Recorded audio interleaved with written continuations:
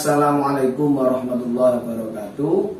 Selamat siang, salam sejahtera, Om Swastiastu, Namo Buddhaya. Pada pemirsa Kepas Channel, pada rekan-rekan buruh, kerja, praktisi, akademisi yang menyaksikan Kepas Channel, pada kesempatan hari ini kami akan menyampaikan tentang mogok kerja, di mana mogok kerja itu telah sering dilakukan oleh pekerja buruh, khususnya yang tergabung dengan serikat pekerja, serikat buruh. Namun sebelum itu kami sampaikan terima kasih kepada semua pihak, pada rekan-rekan semuanya yang telah mendukung Kepas Channel ini untuk terus aktif, untuk terus memberikan pendidikan, sosialisasi, pemahaman tentang dunia perburuan atau dunia ketenagakerjaan. Jangan lupa untuk mendukung channel ini, maka subscribe, like, dan komen sangat diperlukan sehingga kami terus bersemangat untuk terus mengupload video-video di YouTube untuk terkait pembelajaran tentang dunia perburuan atau ketenagakerjaan. Bapak Ibu pemirsa sekalian yang kami hormati, seperti yang kami sampaikan tadi, bagaimana terus tentang mogok kerja berdasarkan hukum yang berlaku. Perlu kami ulas. Yang pertama adalah dasar hukum tentang mogok kerja. Jadi mogok kerja itu ada beberapa dasar yang menjadi acuan dalam menjalankan atau dalam melakukan aksi atau dalam melakukan mogok kerja di perusahaan. Yang pertama adalah Undang-Undang Dasar 1945, khususnya pasal 28 yang menyatakan bahwasanya kebebasan berserikat, berkumpul, dan menyampaikan pendapat. Itu sedikit yang kami sampaikan. Kemudian Undang-Undang Nomor 21 tahun 2000 tentang Serikat Pekerja, Serikat Buruh. Itu yang menjadi dasar hukum mogok kerja. Siapa nanti yang mempunyai kewenangan untuk melakukan memimpin atau proses dalam suatu mogok kerja. Kemudian Undang-Undang Nomor 13 tahun 2003 tentang ketenagakerjaan. Di dalam Undang-Undang 13 tahun 2003 tentang ketenagakerjaan ini menyampaikan atau ada pasal-pasal yang mengatur tentang tata cara mogok kerja yang sesuai dengan ketentuan hukum yang berlaku. Kemudian dasar hukum yang lain adalah Peraturan Menteri Tenaga Kerja Nomor 232 tahun 2003 tentang akibat hukum mogok kerja tidak sah. Inilah berapa dasar hukum yang jadikan acuan untuk pelaksanaan untuk melakukan mogok kerja di perusahaan. Kemudian apakah itu mogok kerja? Ini sebelum kita mengulas tentang mogok kerja, tentang tata caranya, kita harus memahami apa itu mogok kerja. Mogok kerja adalah tindakan pekerja atau buruh yang direncanakan dan dilaksanakan secara bersama-sama dan atau oleh serikat pekerja, serikat buruh untuk menghentikan atau memperlambat pekerjaan. Jadi lebih jelasnya mogok kerja adalah sesuatu yang dilaksanakan, tindakan pekerja buruh yang dilaksanakan secara bersama-sama atau serikat pekerja, serikat buruh. Untuk apa? Untuk menghentikan atau memperlambat pekerjaan. Jadi menghentikan itu bisa dikatakan mogok kerja, ataupun hanya sekedar memperlambat pekerjaan itu sudah bisa dikatakan sebagai mogok kerja. Pemirsa sekalian yang kami hormati, mogok kerja merupakan hak dasar bagi pekerja buruh dan serikat pekerja serikat buruh yang dilakukan secara sah, tertib dan damai sebagai akibat gagalnya perundingan. Jadi mogok kerja itu dilaksanakan ya harus dengan sesuai dengan ketentuan hukum yang berlaku, dilakukan secara sah, tertib dan damai akibat gagalnya perundingan. Jadi mogok kerja tidak bisa dilakukan serta-merta. Mogok kerja itu dilakukan karena akibat dari gagalnya sebuah perundingan antara pekerja buruh dengan perusahaan atau serikat pekerja serikat buruh dengan pengusaha. Itu yang dimaksud dengan mogok kerja berdasarkan ketentuan Undang-Undang Nomor 13 Tahun 2003. Kemudian tadi disampaikan bahwasanya akibat gagalnya perundingan. Jadi mogok kerja dilakukan akibat gagalnya perundingan. Sekarang akan saya sampaikan bagaimanakah gagalnya perundingan itu. Ya, bagaimana perundingan itu dikatakan gagal? Yaitu pertama ada dua hal. Yang pertama, pengusaha tidak mau melakukan perundingan walaupun serikat pekerja serikat buruh atau ya pekerja atau buruh telah meminta secara tertulis kepada pengusaha 2 kali dalam tenggang waktu 14 hari kerja. Maksudnya, jadi gagalnya perundingan itu tidak hanya terjadi, tidak hanya bisa dikatakan gagal ketika terjadi perundingan. Jadi ketika serikat pekerja serikat buruh, pekerja atau buruh ya, itu telah mengajukan, telah meminta secara tertulis kepada pengusaha 2 kali dalam tenggang waktu 14 hari kerja, ternyata tidak ada respon atau tidak mau melakukan perundingan, maka itu bisa dikatakan sebagai gagalnya sebuah perundingan. Kemudian yang selanjutnya, selain itu termasuk adalah perundingan-perundingan yang dilakukan mengalami jalan buntu yang dinyatakan oleh para pihak dalam risalah perundingan.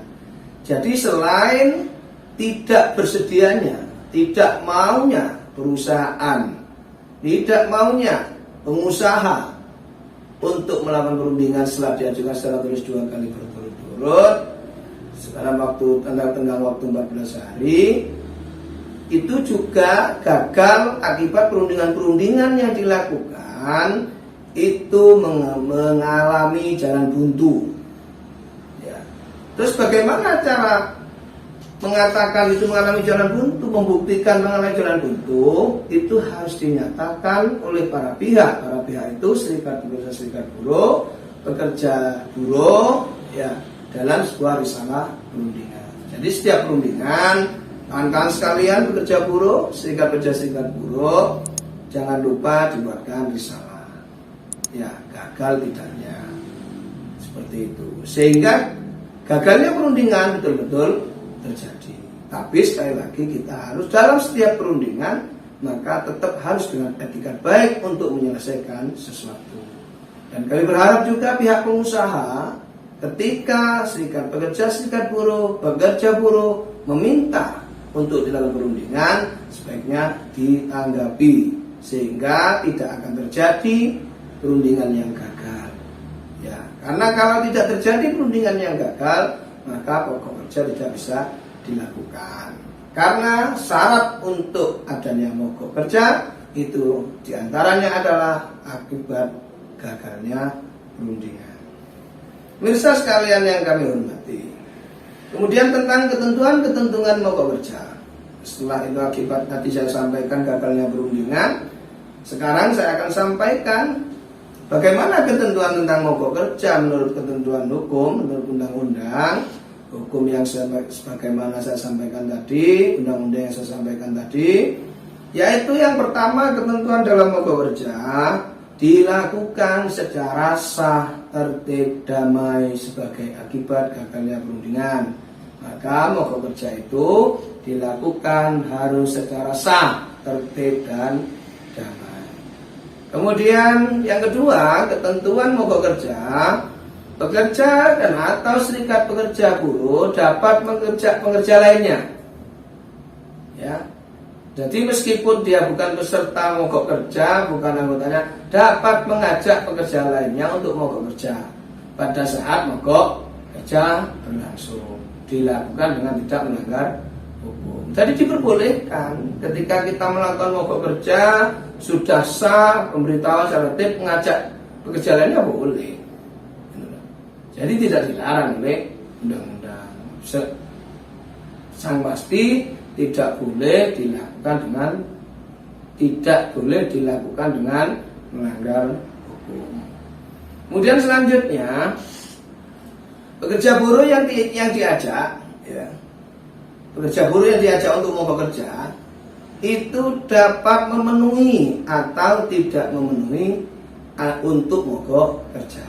Jadi itu adalah kebebasan. Jadi ketika saudara pekerja buruh, saudara pengurus serikat buruh melakukan mogok kerja, itu dapat mengajak pekerja buruh atau serikat buruh lainnya untuk melakukan mogok kerja, tapi tidak boleh dipaksakan. Ya, nah pekerja buruh yang diajak juga dapat memenuhi atau tidak memenuhi untuk diajak mogok kerja. Itu ketentuan tentang mogok kerja. Kemudian pelaksanaan mogok kerja bagi pekerja buruh yang bekerja pada perusahaan yang melayani kepentingan umum dan atau perusahaan yang jenis kegiatannya membahayakan keselamatan jiwa manusia diatur sedemikian rupa sehingga tidak mengganggu kepentingan umum dan membahayakan keselamatan masyarakat. Jadi mogok kerja yang melayani kepentingan umum atau perusahaan yang kegiatan yang membahayakan keselamatan manusia itu harus diatur sedemikian rupa sehingga tidak akan merugikan kepentingan umum dan juga tidak sampai membahayakan keselamatan. Misalnya demo, aksi di rumah sakit atau lain-lainnya, itu jangan sampai kemudian aksi, mohon maaf bukan demo, mogok kerja yang dilakukan jangan sampai membahayakan keselamatan masyarakat. Itu yang terpenting menjadi catatan dalam mogok kerja.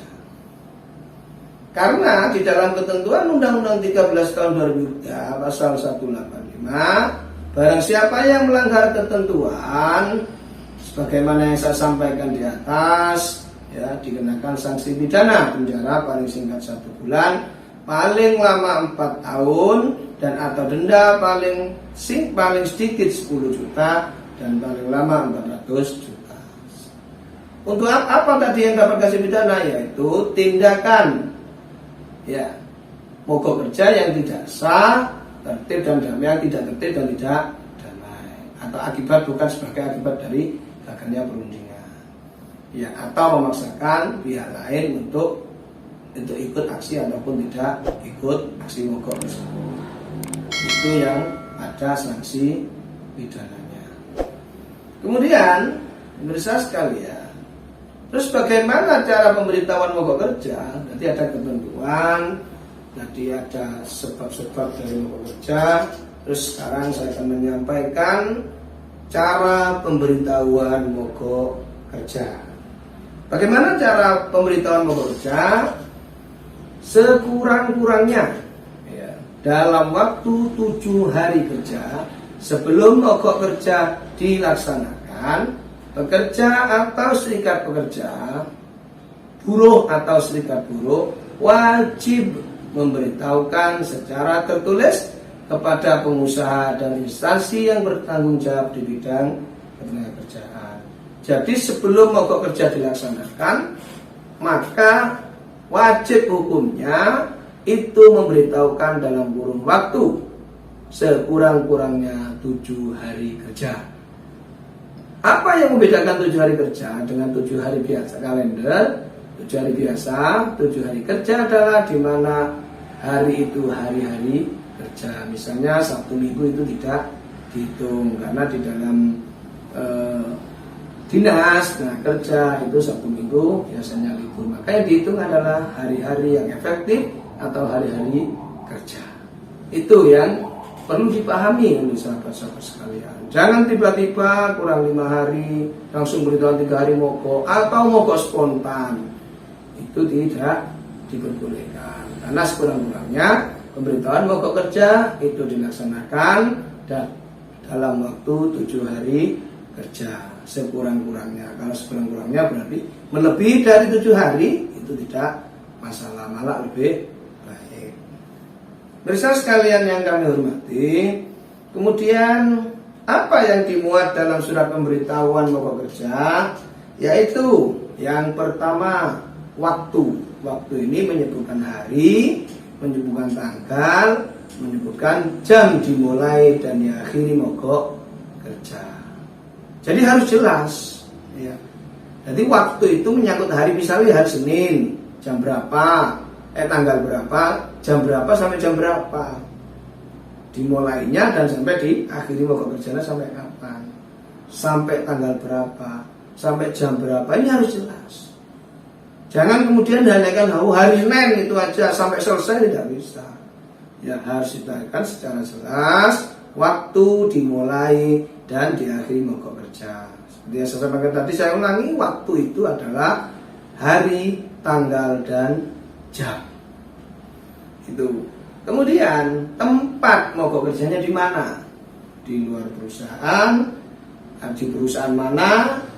Kemudian lokasinya di mana? Misalnya itu lebih jelas, lebih baik.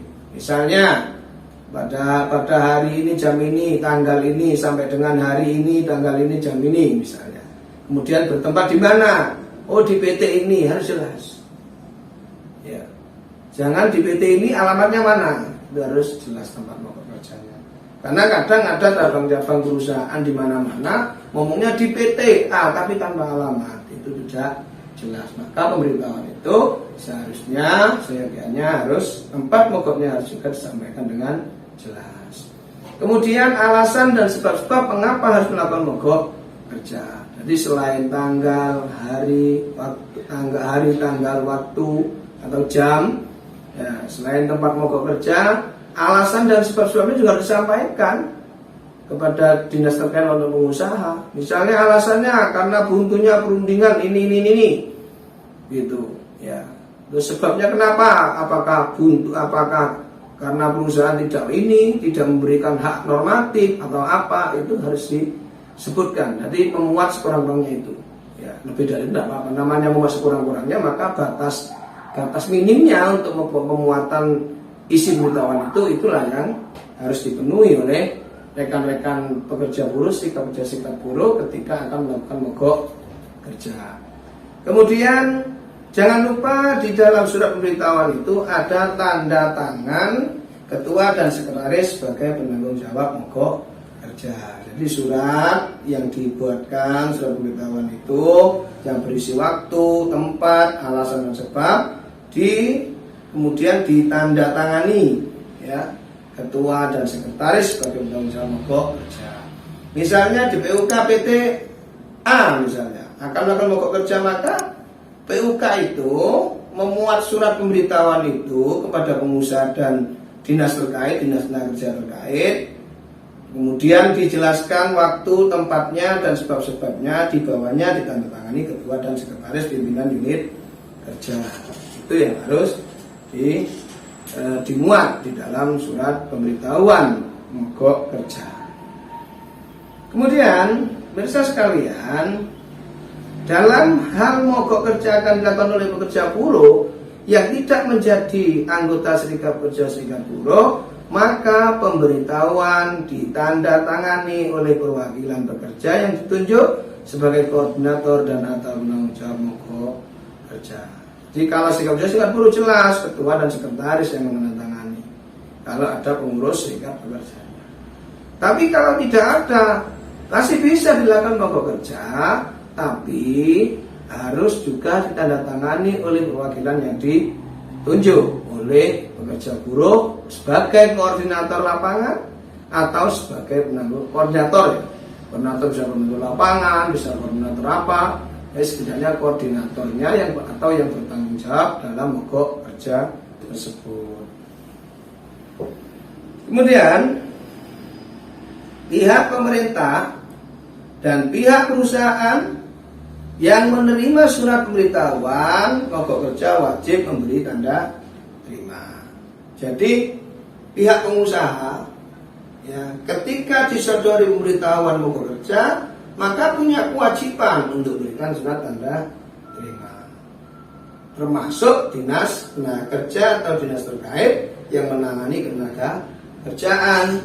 Ketika mendapatkan surat pemberitahuan mogok kerja dari pekerja buruh atau pekerja serikat buruh, maka wajib memberikan tanda terima pemberitahuan tersebut.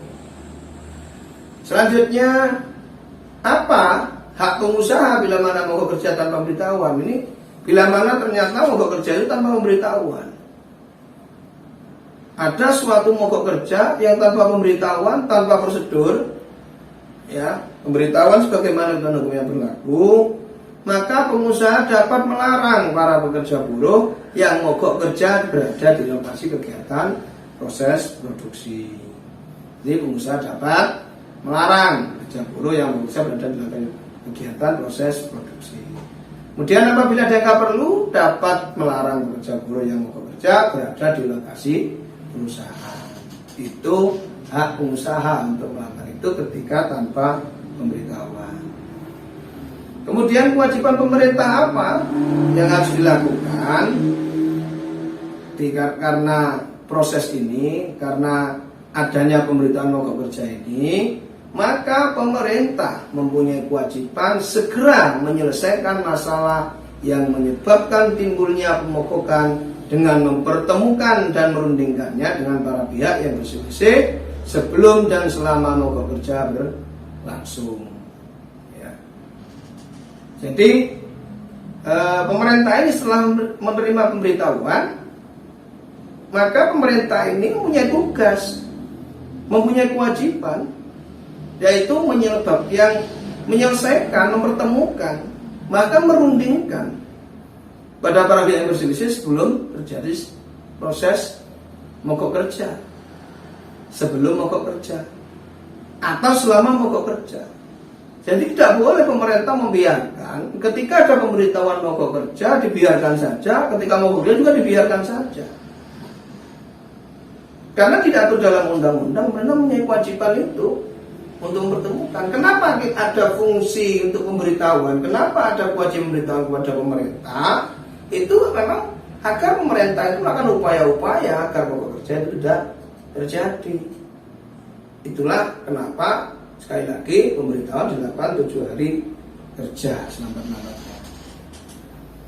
Kemudian ketika pemerintah ini mampu menyelesaikan dalam mogok kerja ini para kedua pihak yang berselisih, pekerja dan pengusaha, kemudian terjadi penyelesaian, maka kewajiban pemerintah adalah menjadi saksi dalam perjanjian bersama. Ya, apabila terjadi kesepakatan. Kemudian apabila tidak ada kesepakatan, segera menyerahkan kepada lembaga yang berwenang. Misalnya itu hak normatif pekerja yang dimogokkan, maka harus diserahkan pada pihak yang berwenang, dilimpahkan ke pengawasan misalnya, diberikan kepada pihak yang lain misalnya, pada pengawasan. Kalau ada unsur pidananya kepolisian, itu kewajiban pemerintah.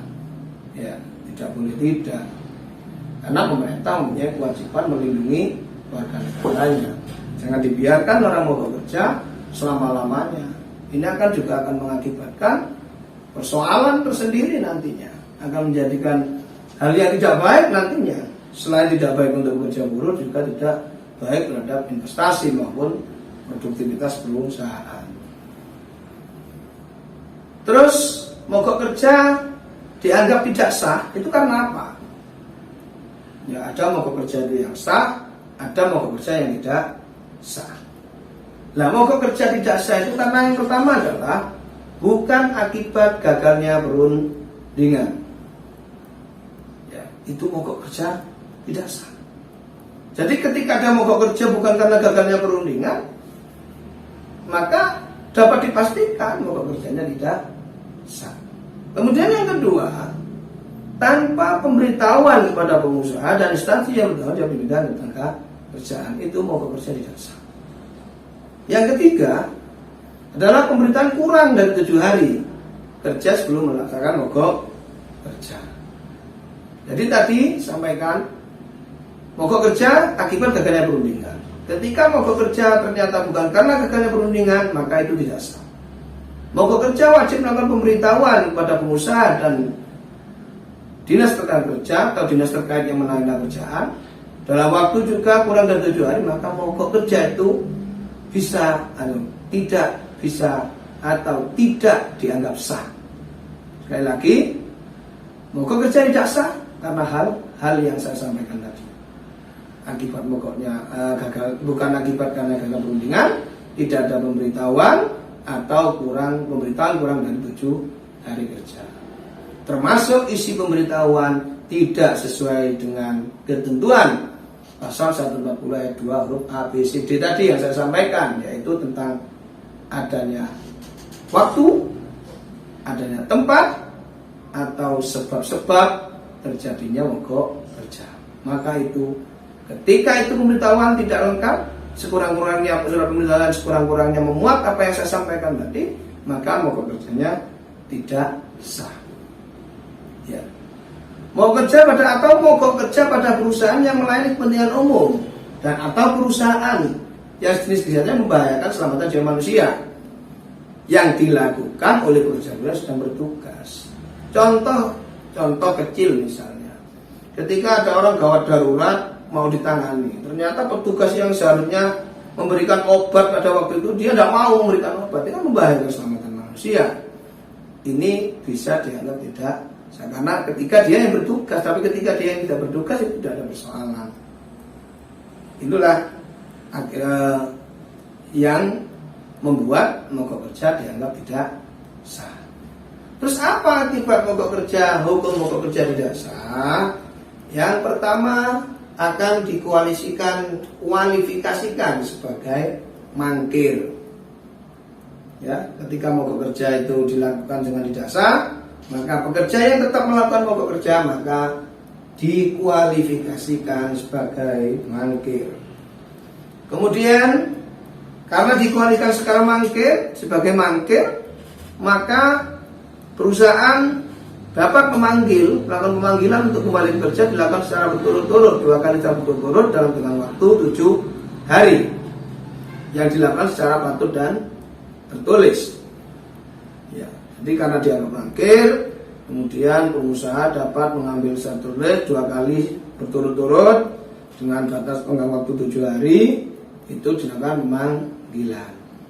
Apabila pekerja tetap mogok saja terus-menerus, pemanggilan tidak dihiraukan, maka pekerja buruh akibat hukumnya karena mogok tidak sah, maka dianggap sebagai mengundurkan diri atau PHK karena mengundurkan diri. Ini yang harus dihati-hati oleh kawan-kawan sekalian. Maka pesan saya, mogok kerja tetap harus dilakukan secara sah menurut undang-undangan.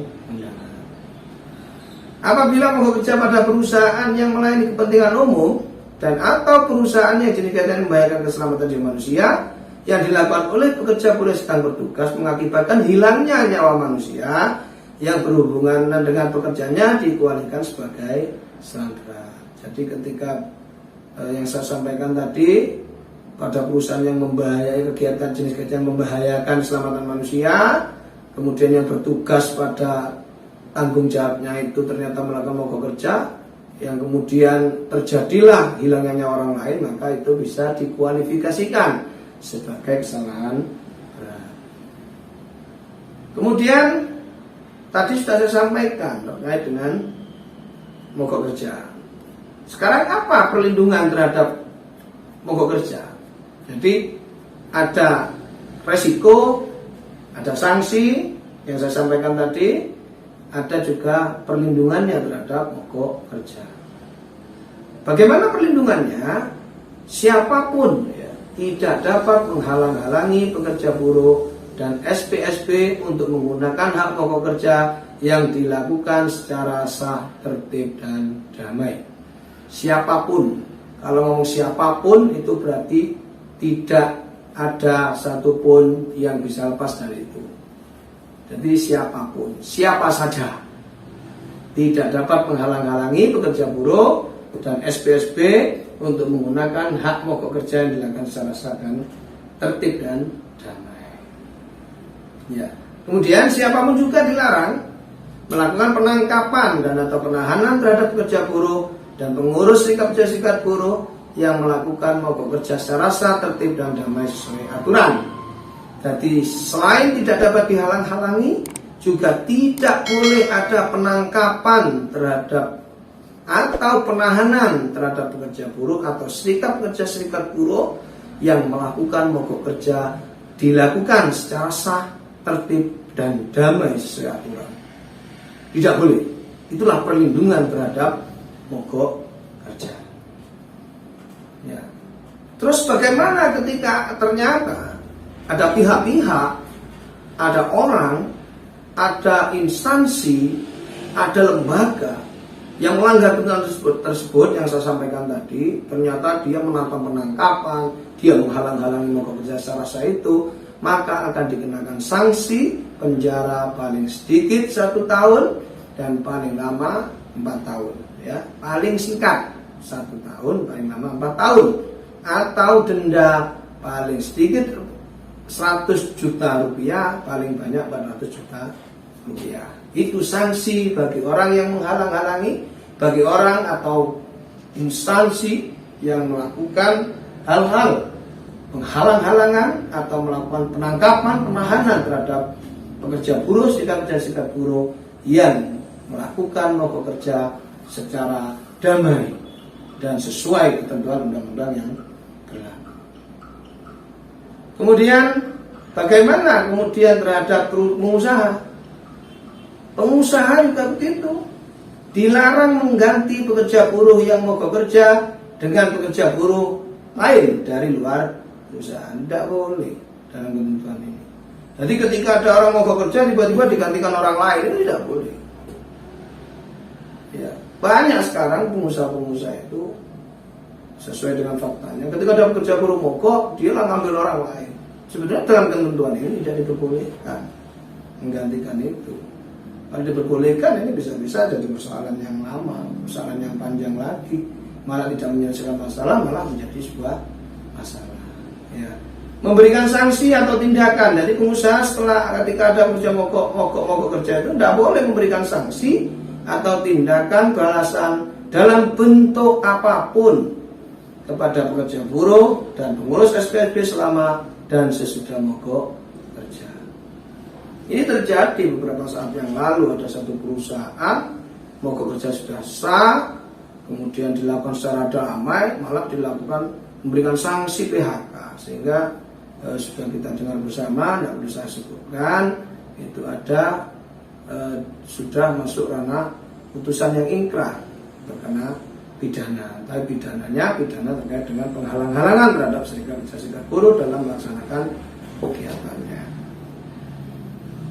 Kemudian selanjutnya yaitu apa sanksinya terhadap tadi itu, yaitu pelanggaran terhadap ketentuan yang saya sampaikan tadi, yaitu sanksi pidana paling singkat 1 bulan, paling lama 12 bulan, denda 10 juta sampai 400 juta, 100 juta. Itu sanksi ketika ada penghalang-halangan dari perusahaan atau mengganti pekerja buruh lain ketika terjadi mogok kerja. Itu pemirsa sekalian yang kami hormati, beberapa hal tentang mogok kerja. Sehingga pesan kami sebagai seorang praktisi di bidang ketenagakerjaan yang selama ini mengamati, mengikuti kegiatan mogok kerja, maka banyak harapan kami sebagai pengurus serikat buruh juga, ketika kawan-kawan sekalian, pekerja buruh sekalian mengalami kebuntuan dalam perundingan, memulai gagalnya perundingan ketika bermaksud melakukan mogok kerja, maka catatan penting ya, harus dilakukan pemberitahuan secara sah, sekurang-kurangnya 7 hari, diberitahukan kepada pengusaha dan dinas terkait ya, waktunya jangan sampai lupa, tanggal, hari, tanggal dan jam harus lengkap, tempatnya juga harus lengkap, sebab-sebabnya juga harus lengkap. Sehingga nanti mogok kerjanya itu dianggap sah. Jangan lupa juga minta tanda terima ketika pemberitahuan kepada dinas terkait, ketika pemberitahuan kepada pengusaha. Karena mogok kerja itu ya instansi yang diberitahukan dinas terkait tenaga kerjaan dan pengusaha. Tapi karena dikhawatirkan kemudian terjadi aksi, maka sebaiknya pemberitahuan mogok kerja juga ditembuskan kepada kepolisian setempat, sehingga apa yang kita lakukan, apa yang dilaksanakan dalam mogok kerja dapat ada pengawasan dari kepolisian atau pemerintah setempat. Itu lebih baik. Tapi harapan kami mogok kerja itu dilakukan ya kalau posisi keterpaksaan. Jangan kemudian mogok kerja menjadi acuan setiap kali persoalan pasti mogok, jangan.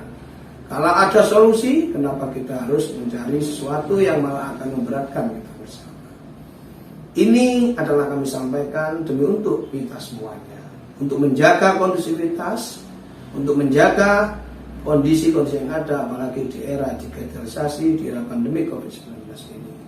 Sekali lagi, harapan kami, apa yang kami sampaikan, mudah-mudahan bermanfaat untuk semuanya.